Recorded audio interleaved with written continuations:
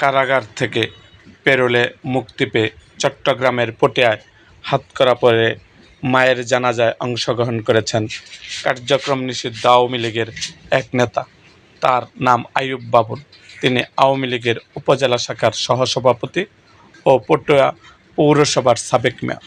সোমবার 22শে জুন রাত 9টা থেকে 5 ঘন্টার জন্য পেরোলে মুক্তি পান তিনি।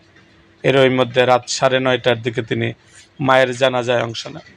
জানাজায় আইয়ুব বাবুল তার মায়ের রুহের মাগফিরাত কামনা করে সবার কাছে দোয়া চান।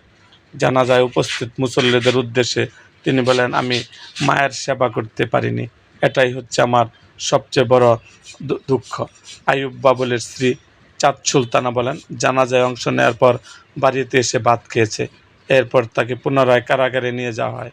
পুলিশ জানায়, আইয়ুব বাবুলের বিরুদ্ধে অন্তত 6টি মামলা রয়েছে।